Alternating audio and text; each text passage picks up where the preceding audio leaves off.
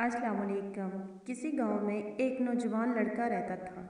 वो हमेशा दुखी और उदास रहता था।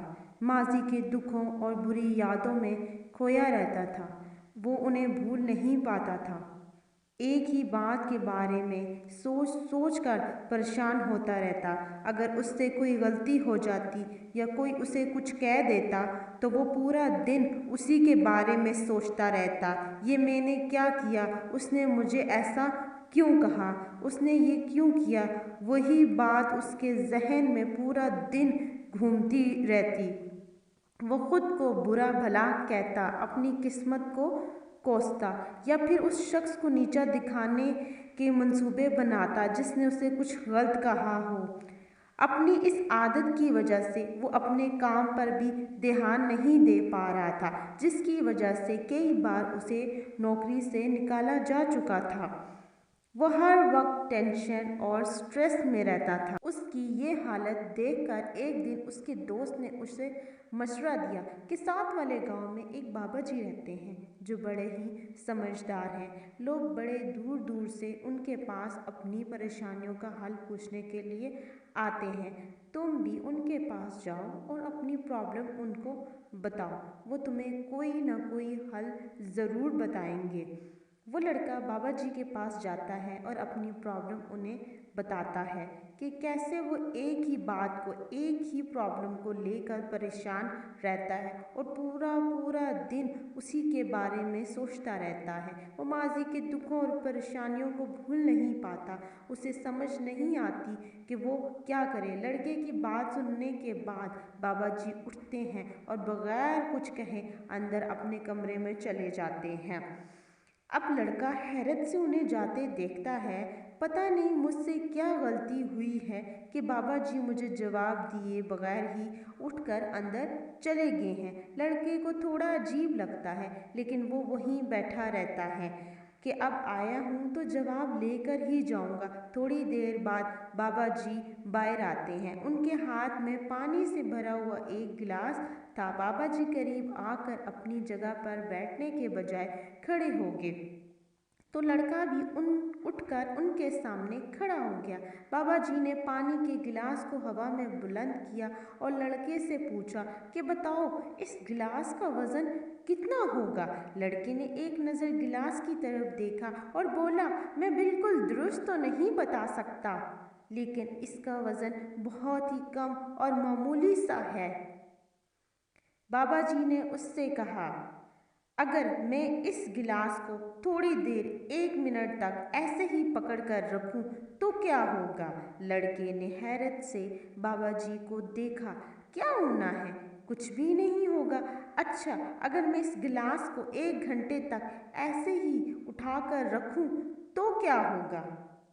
अब लड़का थोड़ा सोचने लग गया। आपका बाजू थक जाएगा, आपकी उंगलियां, हाथ और बाजू दर्द करने लग जाएंगे।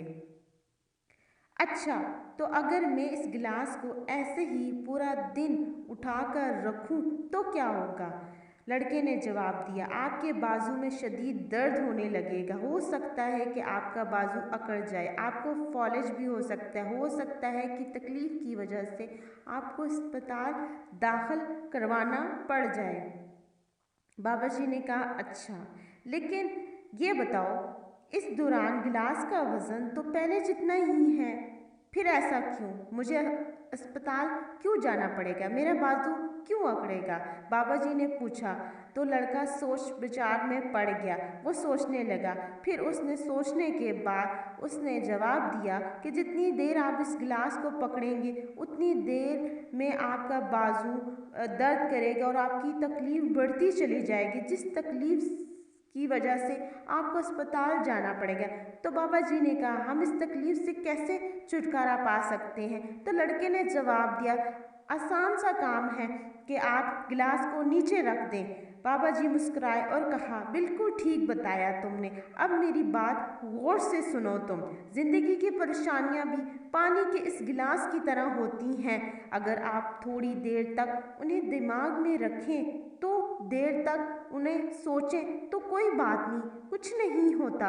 लेकिन अगर कई घंटों तक उनके बारे में सोचते रहेंगे, एक ही बात को बार बार सोचते रहेंगे, एक ही प्रॉब्लम को अपने दिमाग में रखेंगे, तो आपका सर दर्द करने लग जाएगा।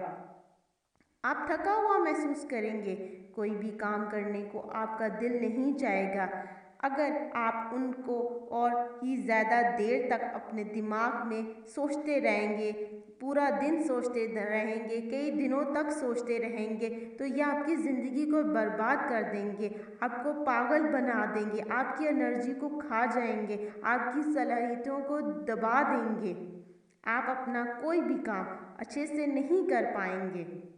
बाबा जी ने ये सब उस लड़के से कहा कि अपनी माजी की गलतियों और तल्ख यादों के बारे में सोचना ज़रूरी है, लेकिन इससे भी ज़्यादा ज़रूरी है कि उन तल्ख यादों से कुछ सबक सीखें और सीखकर आगे बढ़ें। यही इसका हल है, वरना आप ज़िंदगी में वहीं अटक जाएंगे। अगर तुम एक ही बात को पकड़ कर बैठे रहोगे तो वो बात ठीक उस गिलास की तरह होगी, तुम्हारी ज़िंदगी में दर्द पैदा कर देगी, तुम्हारी ज़िंदगी को मुश्किल बना देगी। अगर तुम अपने माजी को पकड़ कर ही बैठे रहोगे तो तुम्हारा आज भी तुम्हारे हाथ से निकल जाएगा। अपने माजी पे रोते रोते तुम आज को बर्बाद कर लोगे, ना ही मुस्तकबिल के बारे में कुछ कर पाओगे, और फिर वक्त गुजर जाने के बाद तुम्हें अपने किए पर पछतावा होगा। तुम अपने माजी में जिस तरह के इंसान बनना चाहते थे या माजी में की गई जिन गलतियों पे तुम्हें अफसोस है, तुम आज से ही वैसा इंसान बनने की कोशिश करो, और कोशिश करो कि माजी में की गई गलतियों को दोबारा ना करो, ताकि बाद में तुम्हें उन पर पछतावा ना हो। इसलिए अपनी माजी पर रोना छोड़ दो और अपने आज पर ध्यान दो, अपने आज को बेहतर बनाने की कोशिश में लग जाओ। यही इसका हल है।